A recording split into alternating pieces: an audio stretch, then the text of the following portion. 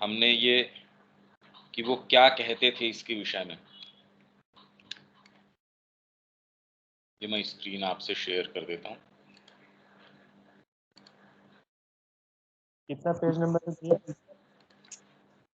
33 के अंत से शुरू कर देते हैं।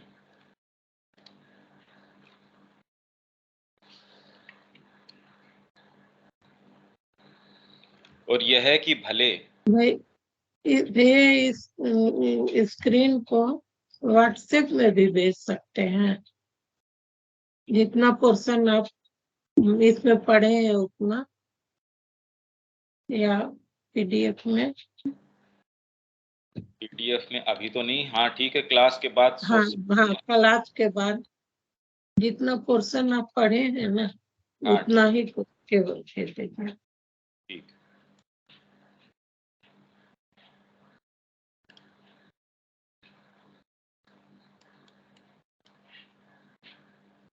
तो यहाँ से चलते हैं। और यह है कि भले वह अपने को बद्ध, अधम तथा दुर्बल समझता था, परंतु वह उस परमेश्वर से किसी न किसी तरह जुड़ा हुआ है। उसे दिव्य दर्शन होने लगे, विचार उठने लगे और ज्ञान की वृद्धि होने लगी, और वह उस परमेश्वर के अधिकाधिक निकट आने लगा। और अंत में उसे पता चला कि ईश्वर तथा अन्य सब देवता एक सर्वशक्तिमान मुक्त पुरुष की खोज से जुड़ा यह पूरा मनोवैज्ञानिक विषय और कुछ नहीं, केवल अपने ही स्वरूप के संबंध में अपने निज विचारों का प्रतिबिंब मात्र है। मतलब जो भी आप खोज कर रहे हैं परमात्मा की, कोई ऐसी सत्ता की कि कौन है, वो खोज ऐसी ही है। मान लीजिए आपके अपने अंदर कोई चीज है, जैसे किसी के अंदर रोग है या दर्द हो रहा है, तो उसका क्या प्रतिबिंब होगा? वो बाहर से ढूंढेगा कि कहाँ से मेरे को चिकित्सा मिल सकती है, कहाँ से मेरे को आराम मिल सकता है। किसी को भूख लग रही है तो उसका प्रतिबिंब बाहर क्या होगा? वो ढूंढेगा कि मेरे को कहाँ से भोजन मिल सकता है। तो जब व्यक्ति को ये प्रश्न उठते हैं, या अंदर से ये है कि भी मेरे को अंदर से शांति नहीं है, या क्या चीज है, ये सारी चीजें प्रतिबिंब हैं एक तरह से कि अंदर कोई चीज है, वो कुछ खोज रही है। और तब अंत में जाकर उसने पाया कि न केवल यह बात सत्य है कि ईश्वर ने मनुष्य को निज स्वरूप में निर्मित किया, अपितु यह भी सत्य है कि मनुष्य ने ईश्वर को निज स्वरूप में गढ़ा है।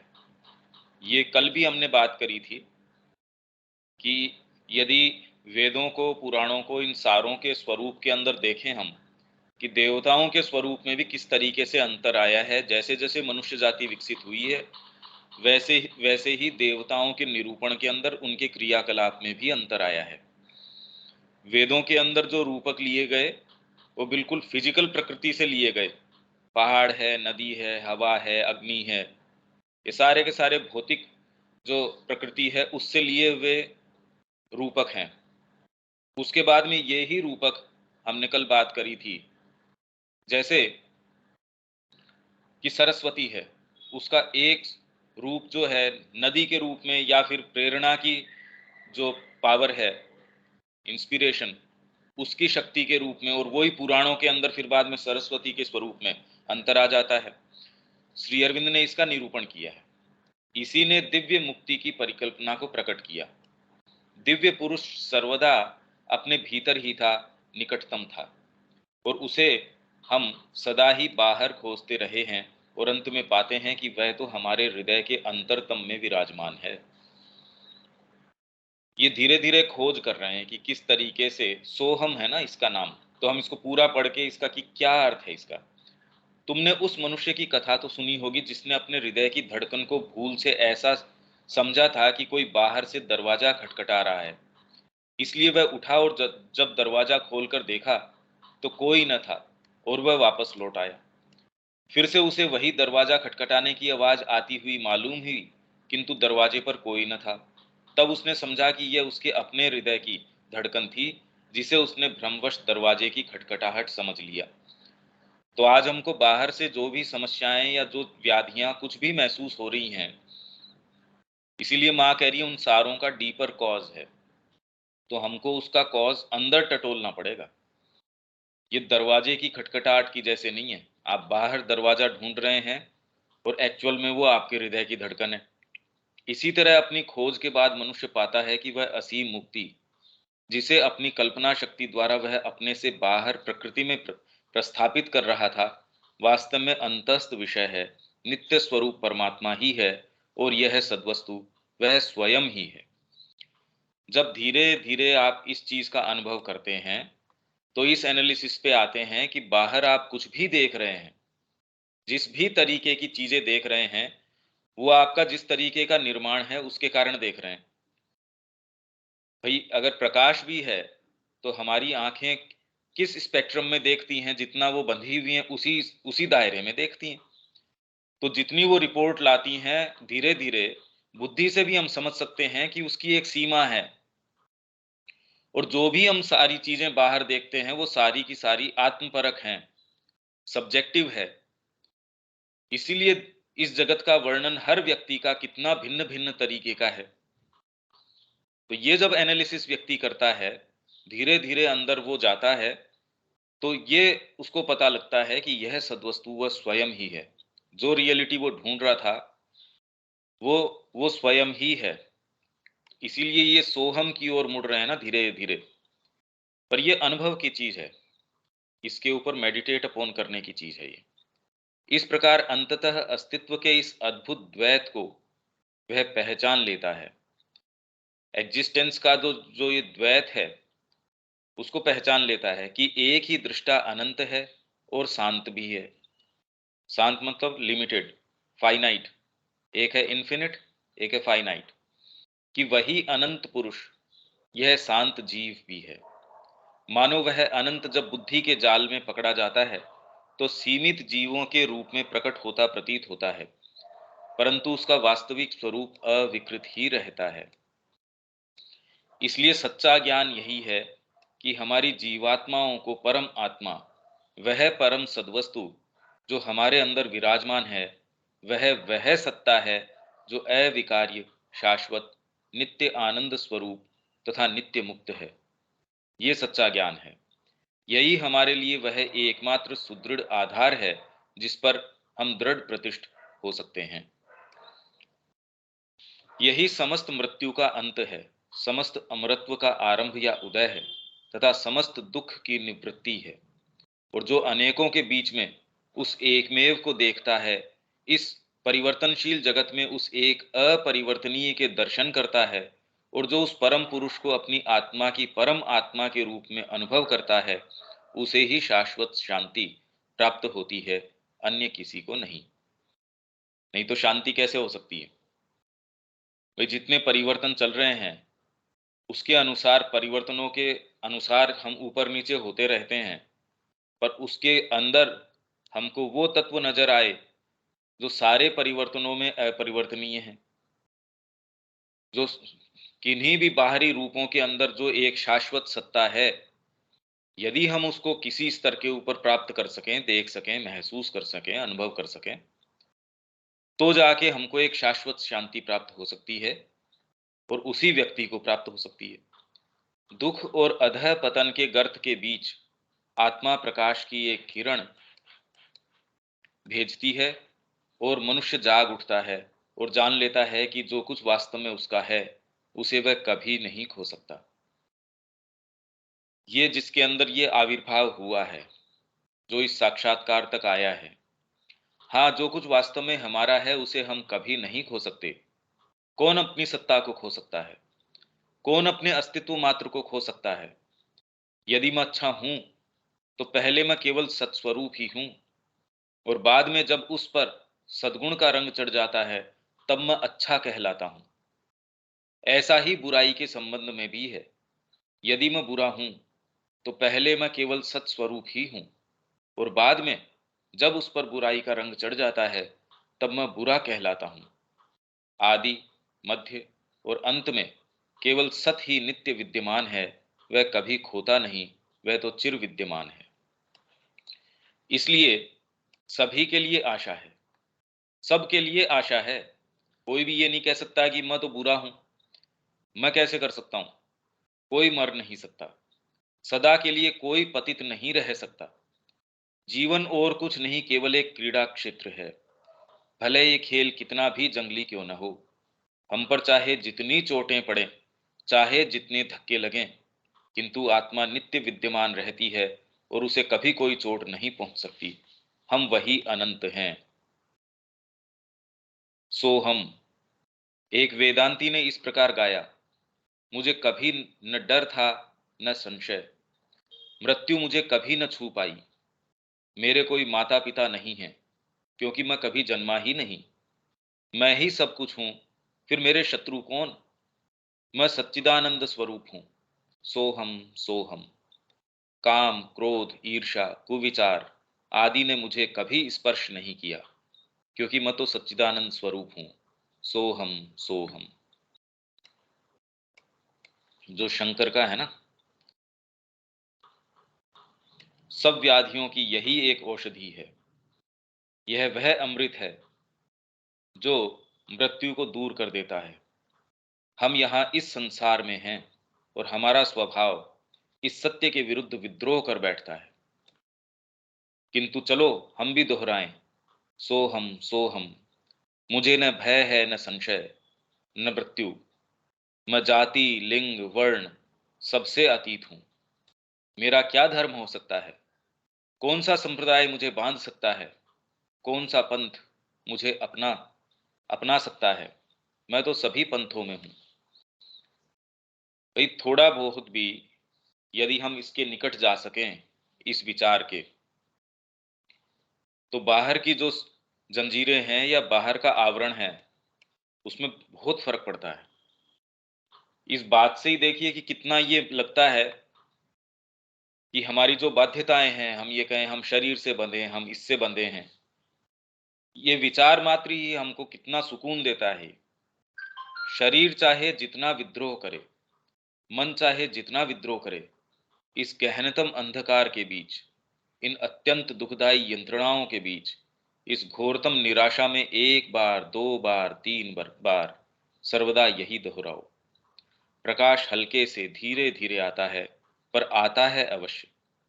अनेक बार मैं मृत्यु के मुख में पड़ा हूं। मैं क्षुधातुर रहा हूं, छालों भरे पैर से रहा हूं, क्लांत रहा हूं। लगातार कई दिनों तक मेरे पास भोजन नहीं था और शायद मैं एक पग भी आगे न चलने की स्थिति में होता था। भाई ये तो जीवन में हम देखते हैं, जिसने साधना अपनाई है वो ऐसे काल पाता है कि मैं तो एक जगह अटक गया। मैं कहाँ अटक गया? ये बीच बीच के अंदर उसके काल आते रहते हैं, ये महसूस होता है। मैं टूटी हिम्मत से पेड़ के नीचे बैठ जाता और प्राण निकलते हुए प्रतीत होते। मैं बोल नहीं पाता था, मुश्किल से ही मैं विचार कर सकता था, परंतु अंत में मेरा मन इस विचार पर लौट आता, मुझे कोई डर नहीं और न ही कोई मृत्यु है। मुझे न भूख लगती है न प्यास। सोहम सोहम। यह संपूर्ण प्रकृति भी मुझे कुचल नहीं सकती, वह तो मेरी सेविका है। हे परमेश्वर, हे देवाधिदेव, अपनी शक्ति को प्रतिष्ठित कर, अपने खोए हुए साम्राज्य को पुनः प्राप्त कर। उठ खड़ा हो, चल और बीच में ठहर मत। ये तो विवेकानंद जी का एक फेमस है ना ये, कि जब तक प्राप्त न कर लो तब तक ठहरो मत। ऐसा विचार आने पर मैं नवशक्ति युक्त हो उठ खड़ा होता, और यह देखो आज मैं जीता जागता खड़ा हूं। इस तरह जब कभी अंधकार का आक्रमण हो, तो यथार्थ सद्वस्तु का दृढ़ता पूर्वक प्रतिष्ठापन करो, और जो कुछ प्रतिकूल है वह अवश्य नष्ट हो जाएगा। क्योंकि आखिरकार यह और कुछ नहीं, बस स्वप्न है। भले आपत्तियां पर्वताकार दिखें, भले सब कुछ भयावह और अंधकार में या विषाद में ही दिखे, वे सब और कुछ नहीं, केवल माया है। डरो मत, यह भाग जाएगी। इसे कुचल डालो और यह लुप्त हो जाएगी। इसे पैरों तले रोंद डालो और यह मर जाएगी। डरो मत। इस बारे में मत सोचो कि कितनी बार असफल होते हो, इसकी ओर ध्यान न दो। काल अनंत है, आगे बढ़ो। बारंबार अपनी आत्मा को दृढ़ प्रतिष्ठ करो और प्रकाश अवश्य ही आएगा। तुम चाहे ऐसे प्रत्येक से प्रार्थना कर सकते हो जो कभी भी पैदा हुआ था, पर कौन तुम्हें आकर सहायता देगा? जो स्वयं मृत्यु से छुटकारा पाना नहीं जानता, उससे तुम किस प्रकार सहायता की आशा कर सकते हो? स्वयं के द्वारा स्वयं की सहायता करो। बंधु, तुम्हारी और कोई सहायता नहीं कर सकता, क्योंकि तुम स्वयं ही अपने सबसे बड़े शत्रु हो और तुम स्वयं ही अपने सबसे बड़े मित्र। तो आत्मा को प्राप्त करो, उठ खड़े हो, भयभीत मत हो। समस्त दुखों और दुर्बलताओं के बीच आत्मा को प्रत्यक्ष सम्मुख आने दो, भले ही वह आरंभ में क्षीण और अस्पष्ट ही क्यों न हो। तुम्हें साहस मिलेगा और अंत में तुम सिंह के समान गरज उठोगे, सोहम सोहम। मैं न नर हूं, न नारी, न देव, न दानव, नहीं, मैं पशु, वृक्ष, पौधा आदि कुछ भी नहीं हूं। न मैं धनिक हूं, न दरिद्र, न विद्वान, न मूर्ख। मेरे वास्तविक स्वरूप की तुलना में ये सब बिल्कुल क्षुद्र हैं, क्योंकि मैं ही वह परमात्मा हूं। सोहम सोहम। सूर्य, चंद्र तथा तारों की ओर देखो, मैं ही वह प्रकाश हूं जो उनमें प्रकाशित हो रहा है। अग्नि की प्रभा तथा विश्व में खेलने वाली शक्ति भी मैं ही हूं, क्योंकि सोहम सोहम। अब ये इस संकल्प से यदि व्यक्ति शुरू करता है, क्योंकि हमने भाई ये कोई भी कुंभक है, आसन है, प्राणायाम है, ये कोई भी करके ये जो बात अभी विवेकानंद जी कह रहे हैं, यहां तक आसन के कारण कैसे पहुंच सकते हो? आपने खूब प्राणायाम कर लिया, कुंभक कर लिया, ध्यान कर लिया। ये अब पहली चीज है जहां से हम शुरू करें। तो यहां हम दोबारा अपने मेन फ्रेमवर्क में आ जाते हैं।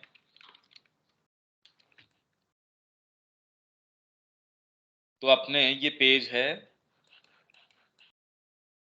123, यौगिक साधन। अब हम जब इसको दोबारा पढ़ेंगे, क्योंकि हमारा एक बैकग्राउंड तैयार हो गया, देखिए ये पहला पैराग्राफ तो हमको बड़ा एकदम ऐसे लगेगा कि हाँ, इसका ग्राउंड हमको काफी तैयार हुआ है कि साधना का उचित क्रम उसके ठीक विपरीत है जो अधिकांश लोग करते हैं और आपने भी किया है। यदि आप योग मार्ग अपनाते हैं तो आप ये सोचते हैं कि मैं शक्ति ग्रहण कर लूं, मैं योग कर लूं, और योग की ये कुछ प्रिस्क्राइब्ड पद्धतियां हैं, तरीके हैं। लोग शरीर और प्राण से शुरू करते हैं, चित्त और मनस तक जाते हैं और बुद्धि और संकल्प के साथ समाप्त करते हैं। यथार्थ क्रम है संकल्प से आरंभ करना और शरीर पर समाप्त करना। यदि कोई संकल्प शक्ति से आरंभ करता है तो आसन, प्राणायाम, कुंभक, चित्त शुद्धि या किसी अन्य तैयारी या प्राथमिक चीज की कोई आवश्यकता नहीं है। जिस भाव की अभी बात करी गई, यदि व्यक्ति यहां से शुरू करता है तो इसका मतलब ये नहीं वो कर्म नहीं करेगा। और ऐसा भी नहीं है कि ये संकल्प आप आर्बिट्रेरी तरीके से बैठे हैं, यूं ही आ गया। ये कहा जाए कि आप ये मान लीजिए, और अब हमारे अंदर ही अगर हम ये कहें कि चलो मैं आज से ये मान लेता हूं कि मैं ब्रह्म हूं, पर कितनी कितनी सारी चीजें हैं उसका खंडन करने के लिए तुरंत खड़ी हो जाएगी। हम क्या कन्विंस्ड हैं कि मैं ब्रह्म हूं? हमारी स्वयं की चेतना ही उसको स्वीकार नहीं कर रही, और इसीलिए ये विचार अपने आप में कोई कारगर नहीं है। तो धीरे धीरे पहले तो इस चीज का साक्षात्कार करना, वास्तव में अपने स्वरूप को ये जानना। हालांकि खैर हम इसलिए भी नहीं, माँ की वाणी अच्छे से समझ सकें, उसके प्रति खुल सकें। अब उसका मतलब ब्रह्म है तो अच्छी बात है, नहीं है तो अच्छी बात है। तो शब्दों के फेर के अंदर, जाल के अंदर न जाएं, उस मूल विचार के ऊपर जाएं, क्योंकि वास्तव में ये उसी को इंगित करने की कोशिश कर रहे हैं। शब्द जाल में पढ़ के हम जबरदस्ती कहें हम तो इधर हैं, हम इधर हैं, या माँ की तो पद्धति का अनुसरण कर रहे हैं, इसके अंदर हम ये सोहम वाली पद्धति का नहीं कर रहे। तो इसलिए शब्द जाल में न जाके मूल किस चीज पे जा रहे हैं। तो यदि मेरी चीज, मेरी निष्ठा, मेरा संकल्प ठीक है माँ के प्रति, वहां से शुरू, और बाकी ये सारी पद्धतियां हैं, ये सारी हो भी सकती हैं, कोई भी न हो, या जिस पद्धति का हमको अंदर से होगा कि ये मेरे को फॉलो करनी है, वो हो सकता है इन सारों को समाविष्ट करे और करते हुए इनको ट्रांसेंड कर जाए, और अपनी ही नवीन पद्धति से चले, इनमें से किसी को टच तक भी न करे। तो इसलिए यहां से हम शुरू कर सकते हैं। यही दिखाने के लिए श्री रामकृष्ण आए थे, पहले शक्ति उपासना करो। उन्होंने कहा शक्ति प्राप्त करो और वह तुम्हें सत प्रदान करेगी। संकल्प और शक्ति योगी के लिए प्रथम आवश्यक साधन है। इसीलिए वे सदा ही कहा करते थे, याद रखो कि तुम ब्रह्म हो। और स्वामी विवेकानंद को उन्होंने यह एक केंद्रीय संदेश के रूप में दिया, आप ईश्वर हैं। यदि आप ऐसा चयन करते हैं तो आप शुद्ध, सिद्ध और बाकी सब कुछ हो सकते हैं, या यदि आप अन्यथा चुनते हैं तो आप इसके ठीक विपरीत भी हो सकते हैं, जिसका अनुभव तो हमको पूरा पूरा है ही। हमारी वर्तमान जो जिस तरीके की अवस्था है वो तो हमको पता ही है, हम शुद्ध या सिद्ध हैं या क्या हैं। पहली आवश्यकता है अपने आप पर विश्वास करना, ये कन्विंस्ड होना कि आप क्या हैं। दूसरी है ईश्वर में विश्वास करना, दूसरी आवश्यकता ये है। तीसरी है काली में विश्वास करना, काली के अंदर विश्वास करना, क्योंकि ये ही चीजें जगत का निर्माण करती हैं। मतलब आप अपने आप में विश्वास कर रहे हैं, आप स्वयं ईश्वर हैं, पर इंडिविजुअल सेल्फ की भी आप बात कर रहे हैं, एक यूनिवर्सल भी है। तो यदि आप उसको नहीं स्वीकार करते, आप छोटे से अहंकार के अंदर शट हो जाएंगे, बंद हो जाएंगे। और तीसरी चीज के अंदर विश्वास नहीं करते तो आप उसको तोड़ के भी आगे नहीं जा सकते। तो ये सारों में विश्वास, और विश्वास शब्द यो नहीं कि मैं बिलीव करता हूं उसके अंदर, ये नहीं। यो तो हर घर के अंदर कह रहे हैं हम तो पूजा करते हैं, हम रोज मंदिर जाते हैं, पर उसका आध्यात्मिकता से, या जो ये यहाँ योग की बातें चल रही हैं वो योग थोड़ी कर रहे हैं कोई। वो चाहे सुबह से शाम तक मंदिर जाता हो, कुछ भी करता हो, उसका योग से कोई लेना देना नहीं है। और जो योग कर रहा है वो बाहरी ऐसी कोई चीज न कर रहा हो या सारी कर रहा हो, भाई बाहरी तरीके से आप इस चीज को डिटरमिन नहीं कर सकते, क्योंकि ये ही चीजें जगत का निर्माण करती हैं। पहले संकल्प को विकसित करो, संकल्प के माध्यम से ज्ञानम को विकसित करो, ज्ञानम के माध्यम से चित्त को शुद्ध करो, प्राण को वश में करो और मनस को शांत करो। वैसे तो ये संकल्प आ जाना कि मैं मां के निहित जीवन जीऊंगा, ये सामान्य बात नहीं है। आप इसके ऊपर चिंतन करके देखिए कि ये विचार आने के बाद में कैसे जीवन के अंदर परिवर्तन आना शुरू हो जाता है। कौन सी चीज है जो अंतर लेके आती है। अगर ये संकल्प विकसित होता है, ये संकल्प हो गया, ये शुरू में आना बड़ा मुश्किल है, ये तो, और आए नहीं आए कि मैं ब्रह्म हूं, ये कोई इस तरीके से थोड़ी है कि मैं बैठा हूं मेरे को ये जी मैं ब्रह्म हूं। अब क्या करें अगर हैं तो भी। अगर विवेकानंद जी को ये पता चल गया तो भी क्या सामान्य उनकी दिनचर्या थी या जो क्रिया थी, उसको अगर व्यक्ति देखे कुछ समझ पाएगा। पर आज उन्होंने जो कार्य किया, हम जब उसको देखते हैं तो चमत्कृत हो जाते हैं, अरे ये कैसे किया, एक सामान्य व्यक्ति तो नहीं कर सकता। किस आधार पे किया, क्योंकि अंदर से वो चीज थी। अगर वो केंद्रीय चीज न हो तो वो एक्सप्रेशन संभव ही नहीं है। मेरे मन में अगर कोई चीज के प्रति कन्विक्शन नहीं है, मैं कैसे करूंगा वो काम। मैं किसी चीज पे विश्वास नहीं करता और मैं आके आपको कन्विंस करूं उस चीज के लिए, वो कभी हो ही नहीं सकती है ऐसी चीज। इसलिए पहले तो संकल्प को विकसित करो, संकल्प के माध्यम से ज्ञानम को विकसित करो। क्योंकि धीरे धीरे आपको, जब माँ के निहित संकल्प आप कर बैठते हैं कि मेरा जीवन माँ का है, फिर उसके माध्यम से धीरे धीरे कि अब जीवन को कैसे गाइड करना है, वो ज्ञान है। ज्ञान को, और किस चीज का ज्ञान, नहीं तो सामान्य व्यक्ति तो कैसे व्यापार करना है, कैसे क्या करना है। जब आप उस जीवन में भी जाते हैं तो धीरे धीरे आप उसकी सारी चीजें समझ जाते हैं, सारी गुत्थियां कि हाँ व्यापार इस तरीके से। अगर मेरे को स्पोर्ट्स में जाना है तो उसके लिए क्या क्या करना चाहिए, वो सारी चीजें जुटाता है, सब काम करता है। पर इस क्षेत्र में जब आते हैं तो इसके अंदर बाहरी चीजों के ऊपर आग्रह नहीं है, तो एक आंतरिक चीज है। बाहरी कर्म करेंगे वो कौन सा करना चाहिए, किस तरीके से करना चाहिए, क्योंकि वो तो एक्सप्रेशन है अंदर का। तो धीरे धीरे ये संकल्प के माध्यम से ज्ञानम को विकसित करो, ज्ञानम के माध्यम से चित्त को शुद्ध करो। क्योंकि हम पाएंगे कि हमने कॉन्शियसली स्वीकार भी कर ली साधना, तो भी ऐसे बहुत सारे मूवमेंट्स आ रहे हैं। तो धीरे धीरे करो वाली बात वैसे तो इसमें नहीं रहती। आप जितना ही माँ के ऊपर केंद्रित होते हैं, वो अगर मूवमेंट्स आते भी हैं तो आप माँ के प्रकाश में उनको हैंडल करते हैं, उनको टैकल करते हैं। हाँ, ये ही शुद्धिकरण की प्रक्रिया है। आप अपने व्यक्तिगत शक्ति सामर्थ्य के ऊपर कहेंगे मैं शुद्ध करूंगा, तो ये फिर बाद में वो संकल्प से आप डिग गए। क्योंकि यदि आधार ये माने कि मैं शुद्ध हूं, सिद्ध हूं, अंदर, मेरे अंदर कोई ऐसी चीज है जो शुद्ध है, सिद्ध है, तो उसका तरीका हमारा क्या है? माँ के प्रति हम ओपन हो रहे हैं बार बार। हर क्षण हम प्रयास कर रहे हैं उसकी चेतना से ओपन होने की। तो कोई भी चीज ऐसी अराइज हुई, क्योंकि उसी की दृष्टि के अंदर दिखेगी कि ये शुद्ध नहीं है। बाकी सामान्य व्यक्ति को तो पता ही नहीं चलेगा कि ये अशुद्धि है, क्या है, विकार है, कौन सी बात क्या है।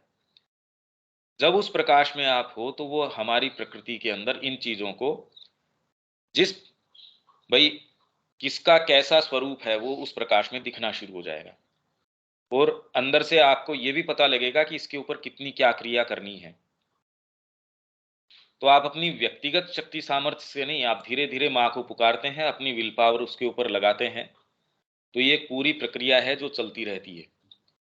इसका न आसन से कोई संबंध है, न प्राणायाम से संबंध है, न आपके कुंभक बताया। और जो चित्त शुद्धि उस तरीके से आपके अपने स्वयं के शक्ति सामर्थ्य जो आप चित्त शुद्धि करते हैं, उसको भी आधार प्राप्त नहीं होता। इसमें आपको आधार प्राप्त है, क्योंकि माँ की चेतना पीछे आपको सपोर्ट कर रही है। उसी के प्रकाश में तो आपको दिखता है कि यह अशुद्धि है, तब हम उसको शुद्ध कर सकेंगे। प्राण को वश में करो और मनस को शांत करो। व्यक्ति स्वयं अपने आधार पे कैसे कर सकता है? अगर उसके पास थोड़ी बहुत शक्ति न हो, और ये शक्ति हमारी सिंसियरिटी, माँ के प्रति हम कितना अपने आप को दे पाते हैं, उत्सर्ग कर पाते हैं, वो हमको वास्तव में दिखाएगी कि कौन सी चीज के साथ क्या करना है। और एक समय विशेष के बाद ये पता चलेगा भी इतनी ये मशक्कत करने से भी कोई लाभ नहीं है। मैं शुद्ध हो जाऊं, मैं ये हो जाऊं, इसकी बजाय माँ का काम और कितना गंभीर रूप से और कितना करें हम, उसमें शुद्धि होती है तो नहीं। तो इसलिए आप उनको भी ट्रांसेंड कर जाते हैं एक समय के बाद में। धीरे धीरे आप कहते हैं अब ये सारी चीज माँ के निहित है, वो अपने आप जैसा जो होगा। श्री अरविंद कहते हैं मैंने ये ही पथ अपनाया कि अपने आप का पूर्ण समर्पण कर दो दिव्य जननी के हाथों में, और जब जहां जिस तरीके से योग को चलाना होगा, हालांकि श्री अरविंद ने तो वो पूरी पद्धतियां सब करी हैं, इन सभी उपकरणों के माध्यम से शरीर को अमर बनाओ। यही वास्तविक योग है, महापंथ है, यही सच्चा और एकमात्र तंत्र है। वेदांत बुद्धि से आरंभ करता है, तंत्र शक्ति से। ये बुद्धि से आरंभ करता है, ये शक्ति से आरंभ करता है। हालांकि हम जो योग कर रहे हैं वो सारे ही समाहित कर रहे हैं। श्री अरविंद को हम अध्ययन कर रहे हैं, तो इसमें एकमात्र जिसको बुद्धि कहते हैं, देखिए बुद्धि अगर हम ये कहें कि खाली विचार के स्तर पे है और उसमें शक्ति नहीं है, तो वास्तव में आपको कोई चीज महसूस नहीं भी। उसके साथ शक्ति आएगी ही आएगी। इसीलिए कि माँ की वाणी हम पढ़ रहे हैं, श्री अरविंद की वाणी पढ़ रहे हैं, वो दोनों ही स्तरों के ऊपर काम करती है यदि हम वास्तव में इस चीज को आत्मसात करें। ये अगर इफेक्टिव नहीं हो रही है, इसका मतलब वास्तव में हमने उसका आस्वादन किया नहीं, उसको आत्मसात किया नहीं। जैसे भोजन को मैंने मुंह में लिया और थूक दिया, या उसको वास्तव में लिया ही नहीं, तो उसी तरीके से वो आपको कोई शक्ति नहीं देने वाला है। तो माँ की बात करना या और सारी चीजें करना, जीवन में उससे कोई प्रभाव कुछ होना नहीं, इसका मतलब ये है कि वास्तव में आत्मसात किया नहीं। एक चीज, एक वाक्य, एक श्री अरविंदो का सेंटेंस है या कोई भी इनकी बात है, अगर हम गहराई से उसको लेते हैं तो वो बुद्धि है, हृदय है, सारी चीजें, इन सब को समाहित करके चलता है। संकल्प क्या है? यह तो आपने सुन लिया है। यह शक्ति है, यह वासना नहीं है, यह चेष्टा नहीं है। तो ये कह रहे हैं संकल्प से आरंभ करो, तो इसका मतलब ये हुआ कि आप वासना से शुरू मत करो, चेष्टा से शुरू मत करो। अब ये कैसे किया जाए? अगर हम इसको लिटरली लें तो जीवन में कोई चेष्टा मत करो, तो वो तो ऑलरेडी हम नहीं कर रहे। भगवान का जो जब काम आता है, माँ की जब वाणी होती है, वो लास्ट प्रायोरिटी पे है अगर हम देखें तो। और चेष्टा हमारी रहती है किसके प्रति? शरीर के साथ। तो इस तल्लीनता सारे समय अगर देखा जाए तो शरीर बहुत बड़ा भाग निभाता है। फिर हमारे प्राणिक जो संबंध हैं वो बहुत बड़ा भाग निभाते हैं। हमारी सारी दिनचर्या के अंदर शरीर, उसका परिरक्षण। फिर बाद में लोगों की तल्लीनता तो खाली इस पे ही नहीं रुक जाती कि भी ठीक है, शरीर का भरण पोषण एक यंत्र के रूप में तो ठीक है, वो तो पॉजिटिवली सारे समय प्रयास ये कि इसको कैसे और तुष्ट कर दें हम। अगर हम देखें वास्तव में बारीकी से तो जीवन का बहुत बड़ा भाग और माइंड की बहुत बड़ी तल्लीनता शरीर के ऊपर लगी रहती है। फिर उसके बाद में प्राणिक हमारी जो आवेग हैं, भावावेग हैं, या जो प्राणिक वृत्तियां हैं, वो बहुत बड़ा क्या, लगभग ही हमारा सारा जो जीवन है उसको उसी से भरे रखते हैं हम। तो चेष्टा नहीं है, संकल्प का अर्थ चेष्टा नहीं है। तो इसको कैसे लें हम? भाई इसका अर्थ क्या हुआ कि आप चेष्टा नहीं कर रहे, तो संकल्प है। वासना और चेष्टा तो संकल्प के निषेध हैं। भाई यदि आप वासना या कामना कि मेरे को कोई चीज चाहिए, ये कर रहे हैं, तब तो संकल्प आपका अपूर्ण है। आपका संकल्प, क्योंकि परमात्मा अगर विल कर रहा है तो जगत को किसी वासना के कारण थोड़ी निर्माण कर रहा है। और यदि मैं ब्रह्म हूं, अगर लॉजिकली मैं चलता हूं, सोहम, यदि मैं ब्रह्म हूं तो मेरे को किसी भी चीज की वासना, लालसा ये कैसे होनी चाहिए? नहीं होनी चाहिए। और अगर ये नहीं है तो मैं चेष्टा नहीं करूंगा, क्योंकि मेरे को कोई चीज प्राप्त नहीं करनी है। फिर भी क्यों कर रहे हैं? ये भगवान सारे काम कर रहे हैं। हम तो एक अनित्य सी चीज है कि आए चले गए, या इसमें हजारों हजार लाखों असंख्यों चीजें हैं। हमारे अंदर चेष्टा हो सकती है, वासना हो सकती है, पर परमात्मा इतनी सारी चीजों का नियंता है, सारी चीजें कर रहा है, सृष्टा है। उसको कौन सी चीज संसिद्ध करनी है? उसके क्या वासना है? उसके क्या चेष्टा है? तो इससे ये नहीं है कि मेरे को नेग्लिजेंट हो जाना है। समस्या यहां आ जाती है, जैसे ही परमात्मा की बात आती है तो उसके अंदर आपकी गंभीरता, और वहीं आपके परिवार की जब बात आती है, आपकी सुख संपत्ति है जो उसकी बात आती है, आपसे संबंधित जिसको आप मैं या आपकी जिसमें संलग्नता है, उसकी जब बात आती है, उसमें आप कितनी गंभीरता से अपने आप को देते हैं। और या परमात्मा की माँ की जहां बात आती है, वहां कितनी गंभीरता से अपने आप को देते हैं, देख लीजिए। माँ के निहित अगर कोई कार्य थोड़ा बहुत भी कर देंगे तो अंदर से कहीं ना कहीं उसमें ये लगेगा, अरे ये तो काफी कर दिया। जबकि परिवार के भरण पोषण के लिए आजीवन हम अपने आप को दिए रखते हैं, और फिर भी उसके अंदर ये भान नहीं होता, अरे सारा जीवन मैंने इनके लिए दे दिया, और रिटर्न में वास्तव में मिलता क्या है? आप अगर परिवार में भी देखें तो रिटर्न में क्या है? माँ के निहित यदि हमने कुछ धन दे दिया, कोई हमारा समय दे दिया, तो भी आप उसको ये भुनाने के बिना नहीं रह सकते कि मैं तो इतना समय आश्रम के कार्य को देता हूं, मैंने तो अपना सारी चीज दे दी आश्रम को। अरे सामान्य व्यक्ति अपने परिवार के लिए देता है। तो दोनों ही चीजों को जब हम पास पास रखते हैं, तो सामान्य व्यक्ति जो ये नहीं कर रहा, उसके पास तो कोई दो ऑप्शन भी नहीं है। उसके पास तो कोई ऐसा विकल्प नहीं है जिनको वो दोनों को आपस में रख के उनकी तुलना कर सके। पर जो ये कह रहे हैं हम माँ के निहित जीवन जीना चाहते हैं, या हम कुछ स्तर पे जी भी रहे हैं, तो वो इन दोनों चीजों को तुलना करके देख सकते हैं। वासना और चेष्टा तो संकल्प के निषेध हैं। पर इसको समझे कैसे इस बात के? तो क्या हमको कर्म नहीं करना चाहिए? ये करना क्या चाहिए फिर इसके अंदर? तो यही गीता के अंदर जो उन्होंने कहा, श्री अरविंदो ने अपने उत्तरपाड़ा भाषण में क्या कहा कि तब भगवान ने गीता मेरे हाथों में रख दी,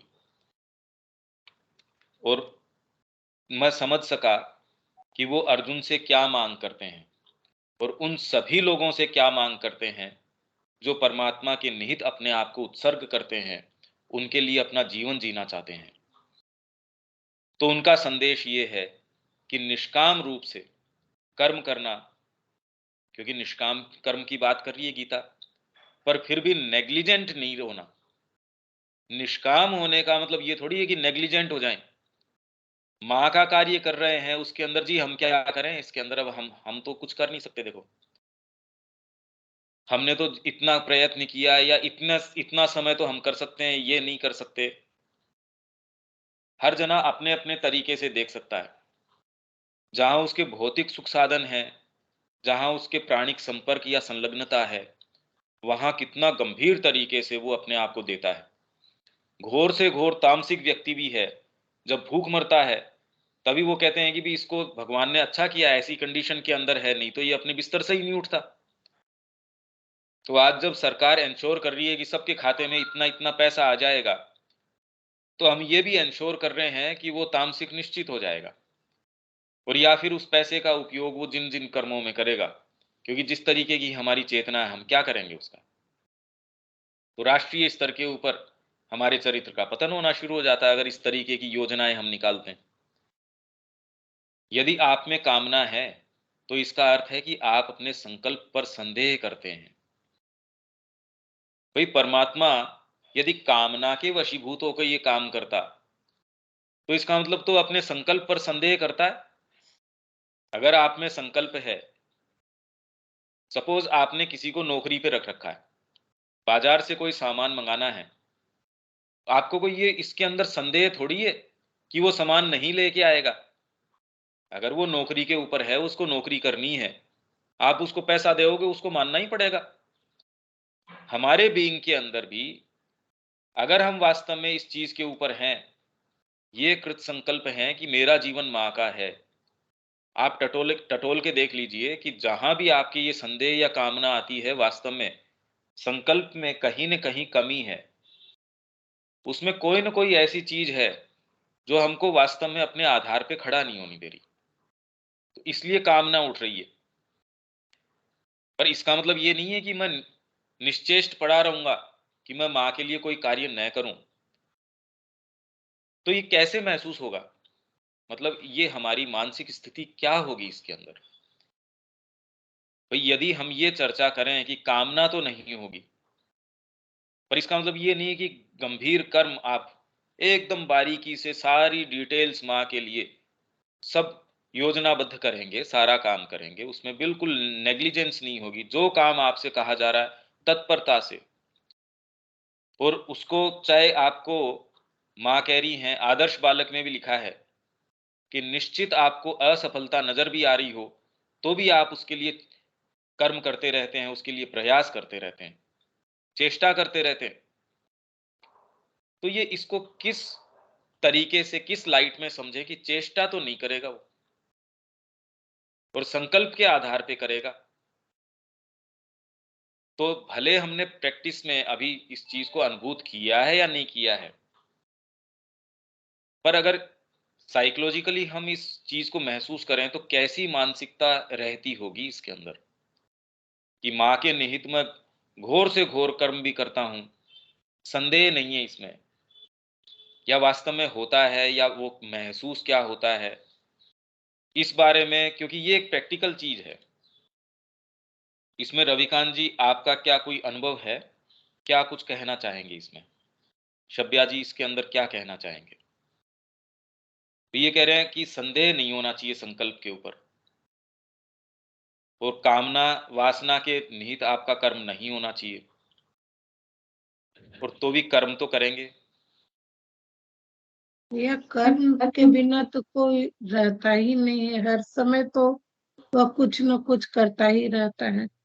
भले हम बाहरी तौर पर न करें, लेकिन आंतरिक तौर पर हम कुछ सोचते रहते हैं, कुछ ही करते, तो काम तो अंदर होता ही रहता है। हम उसके प्रति सचेत नहीं रहते कि हम क्या, कि आप कुछ सोच रहे हैं तुरंत पूछिए क्या कर रहे हो, कभी नहीं बोलिएगा कि हम सोच रहे हैं। पर हम कुछ उसी नहीं कर्म कर की रहे हैं, बात कर हम उस तो कर्म की बात करें सचेतनता नहीं है। शब्या जी, हम खाली उस कर्म की चलो अभी तुरंत में बात करें, जिसके विषय में हम सचेत हैं। जिस विषय में हम नहीं जानते, चलो उसको तो एक बार छोड़ देते हैं। जिसके विषय में सचेत हैं, उसको हम नेग्लिजेंटली कर रहे हैं, संकल्प के आधार पे कर रहे हैं, क्योंकि हम कर्म तो कर रहे हैं। तो ये कैसी चेतना रहती होगी जिसके अंदर ये कह रहे हैं कि माँ भी कार्य कर रही थी। कुछ काम हमारा अभ्यास से भी होता, जैसे हम लोग इस चीज को हम प्रैक्टिकली का हम बात कर रहे हैं कि हम मंत्र लिखते हैं, डेली लिखते हैं। डेली लिखते हैं तो उसमें भी हम लिखना कुछ चाहते हैं, लिखते कुछ है। तो ये तो हमारा सचेतनता नहीं के कारण होता है या अभ्यास के कारण हो जाता है। मैं थोड़ी दूसरी बात कर रहा हूँ। मैं इसके अंदर ये पूछ रहा हूँ कि माँ कर्म कर रही थी, उसमें डिटेल की मैं बात नहीं कर रहा कि मैं डायरी लिख रहा हूँ या क्या कर रहा हूँ। कर्म कर रहे हैं हम। भाई माँ सारे कर्म कर रही थी, श्री अरविंदो भी कर्म कर रहे थे। उसके अंदर वो डायरी मेंटेन कर रहे थे। वो डायरी जो है कामना के वशीभूत होके भी मेंटेन हो सकती है, और वो डायरी जो है वो परम पुरुष के मतलब भगवान की क्रिया भी हो सकती है। तो इसलिए कर्म की डिटेल की मैं बात नहीं कर रहा। हमारी चेतना के अंदर यदि एक तो हम कामना के वशीभूत होके कर रहे हैं और एक संकल्प के आधार पे कर रहे हैं, माँ के निहित कोई कार्य कर रहे हैं, तो ये किस तरीके से क्या अंतर आता होगा, ये कर्म किस तरीके से होता है।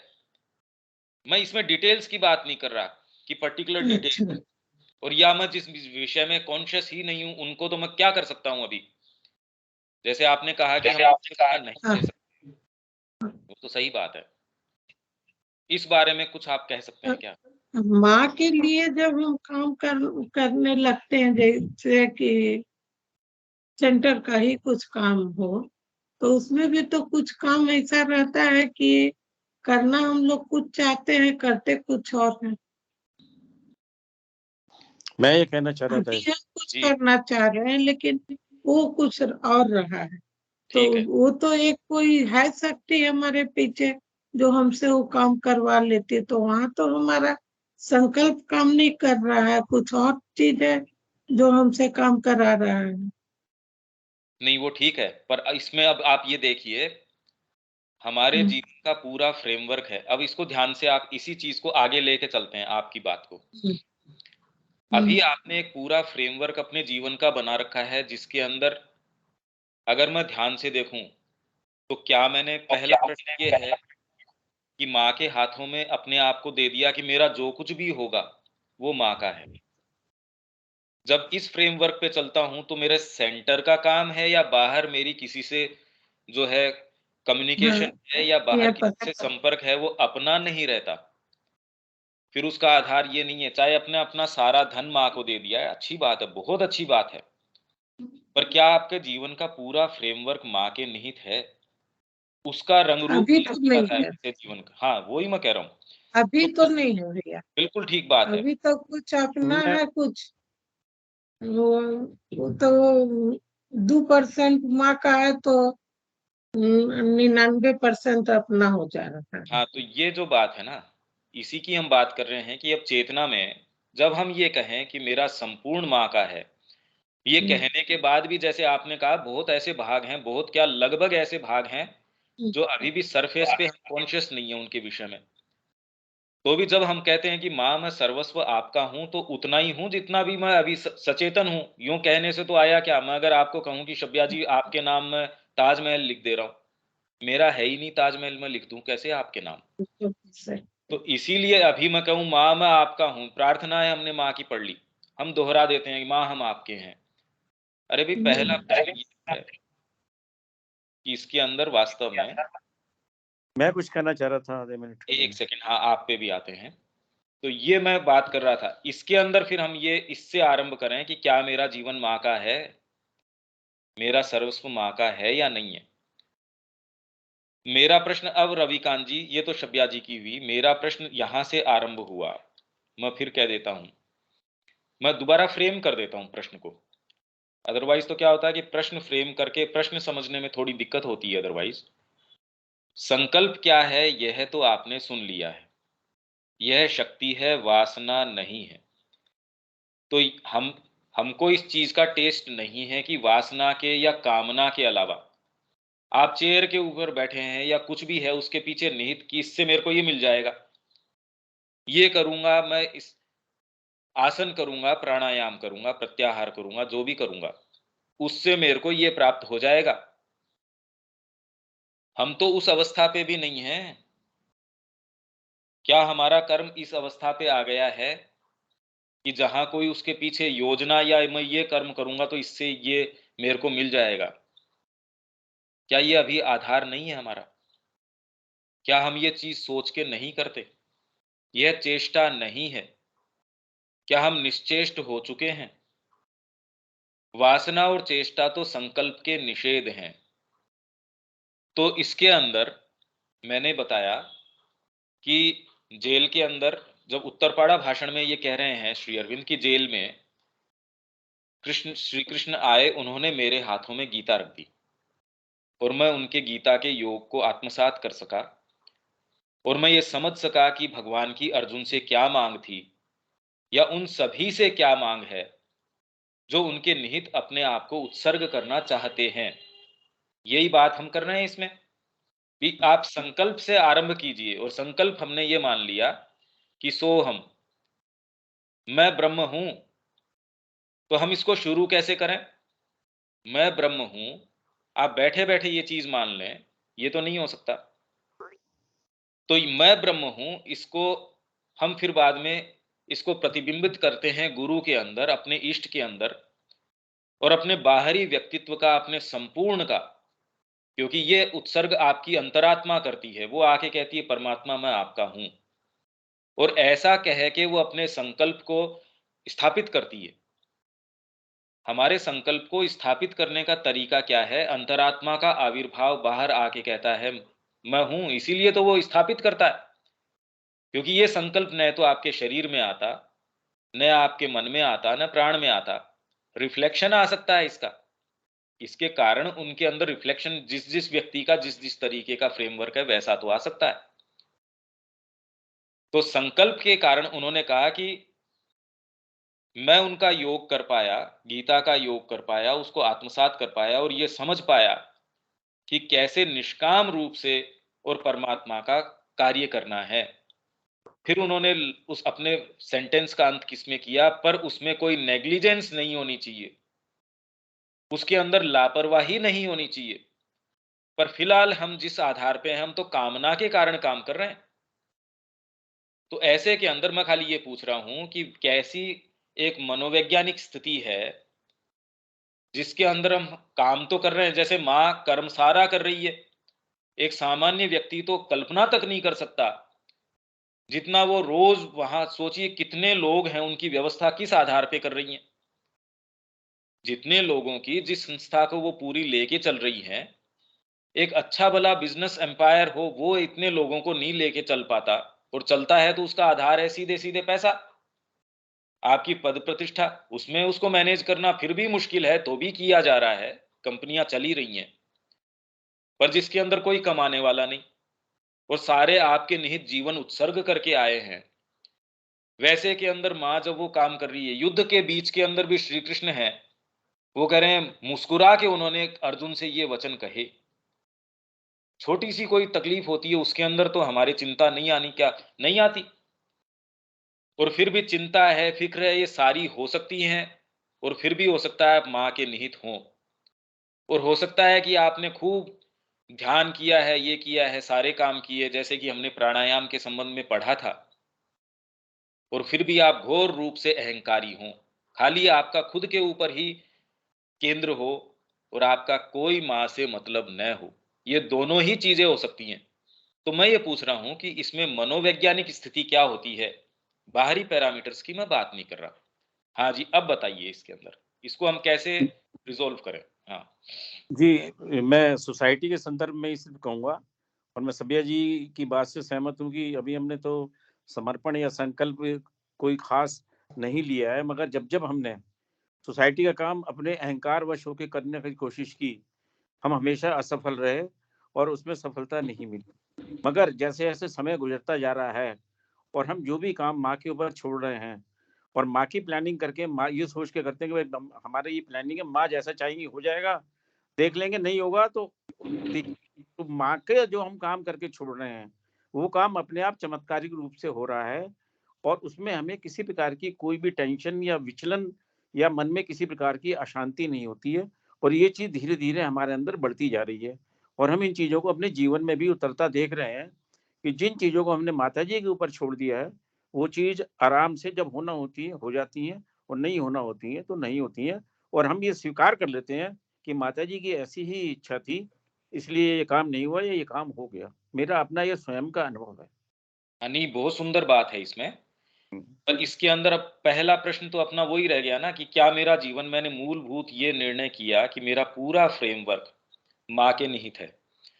अब अभी है तो नहीं मगर प्रयास पूरा जारी है और 50% तक तो हम ये कह ही सकते हैं कि हाँ, हमारा जीवन अब माँ के लिए ही है। हाँ, पर इसके देखिए प्रत्यक्ष रूप से हमको क्या प्रमाण मिलते हैं। कुछ चीज़ें ऐसी हैं जिसको हम ये कहें कि ये सोसाइटी से संबंधित है या ये आश्रम से संबंधित है। उसके अंदर हमारी तल्लीनता या उसके अंदर हम कितना गंभीर रूप से काम करते हैं। एक हमारे परिवार का कोई सदस्य है, उसको गंभीर रूप से चोट लगी, उसमें हम कितना अंदर तक द्रवित, अपने आप को कितना मूव्ड या कितना टेंस्ड महसूस करते हैं या उसके प्रति कितना ज़्यादा हम, कि उसमें हम ये चांस नहीं लेते कि हम ये मान लिया कि माँ की जैसी इच्छा है वैसा हो गया।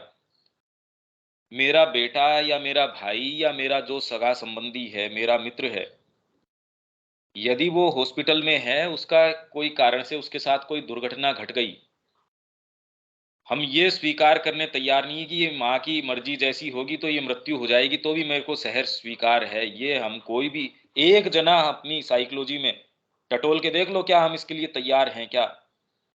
ये तो मैं उनकी बात कर रहा हूँ जिन्होंने वास्तव में अपने जीवन को माँ के निहित उत्सर्ग कर दिया है। तब ये मोमेंट्स आके उसको रूबरू करवाते हैं, अरे तेरा उत्सर्ग तो हो गया, किसी भाग में तो हो गया, पर ये भाग तो अभी बचे हुए हैं। तो जितनी तल्लीनता हमारी इन चीजों के प्रति है, सामान्यतः जब हम ये कहते हैं कि माँ के कार्य से हम माँ के ऊपर छोड़ देते हैं, तो एक छोटा सा मैं उदाहरण देता हूँ। बहुत लोगों को अपन ने संपर्क किया जब अयोध्या के अंदर जो चीज चल रही है, हर जने का नहीं नहीं माँ अपने आप इसमें शुभ करेंगी, अपना सब कुछ करेंगी। वही जब मेरे पाँव के नीचे की जमीन जाती हो, उसके अंदर फिर बाद में मैं ये कहूं कि माँ अपने आप ही करेंगी, ये दो स्टैंडर्ड्स तो नहीं होने चाहिए। जब मेरा अपना खुद की जो प्लेट में भोजन है वो जा रहा है, मेरे को भूख लग रही है, तो जितना मैं उसमें विचलित होता हूं, उतना ही माँ के कार्य के अंदर मेरे को लगे कि मैं इसके अंदर विचलित हो रहा हूं या ये हो रहा हूं, तब मैं ये कह सकता हूं कि हाँ, एटलीस्ट कम से कम कोई आधार है। ये चीजें हमको दिखा रही हैं कि इसीलिए तो जो संकल्प की जहां से बात की जा रही है, हम ये कहते अवश्य हैं कि मेरा जीवन माँ के निहित है, पर अगर हम सिंसियर हैं, हमारी सिंसियरिटी अलग अलग मौकों के ऊपर, और वास्तव में ये उसी को दिखाती है, ये सिंसियरिटी भी उसी को दिखाती है, ये सारी चीजें जिसने अब माँ के निहित अपना जीवन ले लिया है, तो उसको ऐसे क्षण आते हैं जब वो पता चलता है, अरे तू तो कोर तक मूव हो सकता है। श्री अरविंद स्वयं, जब मृणालिनी देवी की मृत्यु का पत्र आया, तब उन्होंने अपने फादर इन लॉ को जो पत्र लिखा, देखिए क्या लिखा उसके अंदर उन्होंने, कि भगवान ने शायद ये उचित समझा मेरे ऊपर कोई ऐसी चीज लादना कि जो मेरे को अभी भी कोर तक मूव कर सकती है। जो श्री अरविंद उनसे क्या क्या अपने राष्ट्र के संबंध में सारी चर्चाएं पत्नी के नाम पत्र के अंदर देखिए, श्री अरविंद क्या कह रहे हैं कि मेरे को तो अपनी माँ के का कोई अगर खून चूस रहा हो तो बताओ, तेरा ध्यान रखूं या मैं मेरी माँ का ध्यान करूं। इतना जुनून उनके, सारी चीजें हम तो कल्पना नहीं कर सकते कि वो जुनून क्या होता होगा, देशभक्ति क्या होती होगी। अपना सारा सुख साधन, अपनी सारी चीजें उन्होंने बिल्कुल दांव पे लगा के, और पत्र में कहीं कोई ऐसी बात नहीं है, वो सारे अपनी चीजें उनमें शेयर कर रहे हैं, और फिर भी अगर श्री अरविंद कह रहे हैं कि कोई चीज मेरे को कोर तक मूव कर सकती है, परमात्मा ने मेरे को इस लायक समझा, इसलिए मेरे ऊपर ये चीज ला दी है, ये उन्होंने पत्र लिखा है। तो ये सारी चीजों को हमको प्रैक्टिकल उसमें फ्रेमवर्क में रख के देखने की आवश्यकता है। मेरे ख्याल से मैं कुछ कम्युनिकेट कर पा रहा हूं, इसके ऊपर थोड़ा चिंतन कीजिए कि जब हम ये कह रहे हैं कि ये वासना नहीं है, ये चेष्टा नहीं है। आप कम्युनिकेट कर रहे हैं भैया, हम लोग इसको कर रहे हैं और ऐसी परिस्थिति का सामना भी किए हैं और कर रहे हैं। जैसे एक घटना का हम वर्णन कर रहे हैं कि सुबह के प्रेयर में हम राधास प्रेयर पढ़ते हैं और उसी दिन दोपहर में हमारी छोटी बहन का एक्सीडेंटल डेथ हो जाता है। तो हम बहुत कम समय के लिए ही विचलित हुए। हमारे अंदर तुरंत एक क्वेश्चन उठा कि जब हम सुबह प्रार्थना कर रहे हैं कि माँ तुम सुख भेजो या दुख तुम्हारा वरदान है, तो इसके पीछे माँ तुम्हारा क्या उद्देश्य है। 3-4 दिन हम इसमें बहुत मंथन किए और अब हमको समझ में आ जाता कि उसके पीछे माँ का क्या उद्देश्य। बहुत सुंदर तो बात थी। कुछ समय के लिए ऐसा घटना 2 बार हमारे जीवन में घटी है। एक बार हमारे सोसाइटी के जो हेड थे वो डेथ बेड पर थे, सब लोग हम लोग उनके पास थे और उसी बीच हमको पांडिचेरी जाने का अवसर मिला। तो हम डिसाइड नहीं कर पा रहे थे कि हम क्या करें। तो उनकी पत्नी मेरा हाथ पकड़ के बोलती है, सभ्या माँ से प्रार्थना करो कि अब बाबा दादा को कष्ट न दे। तो हमको तुरंत भैया स्ट्राइक किया कि हमको यहाँ बैठ के दादा के मौत का इंतजार नहीं करना चाहिए, माँ के पास जाके प्रेयर करना चाहिए। और दिन में हम समाधि में प्रेयर किए हैं कि माँ दादा को और क्या तुम अनुभव कराना चाहती हो। और 2 घंटा के बाद वहां खबर मिला है कि दादा मुक्त हो चुके हैं, वो शरीर छोड़ चुके हैं। तो हम समाधि पर जाके स्तब्ध रह गए कि हम क्या करें। हम यहाँ और हम लोग उनसे बहुत ही अटैच हैं कि हम यहाँ रोए या माँ को धन्य।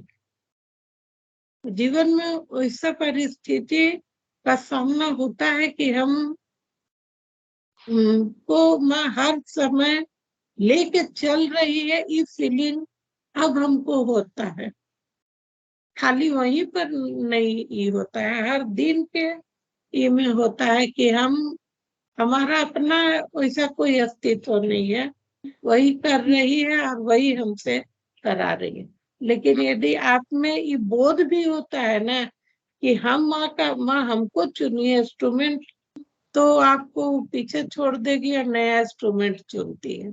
हाँ, और वो काम करते हैं तो ये भाव चुपके से आता ही है कि हम कर रहे हैं, लेकिन वो हमसे ठीक है। नहीं होता है। शब्या जी, ये चीज ये तो है। ये जो बता रहे हैं आप, ये बड़ी सुंदर बात है, ये बहुत अच्छी बात है। पर इसके अंदर देखिए, ये एक भावनात्मक पक्ष है।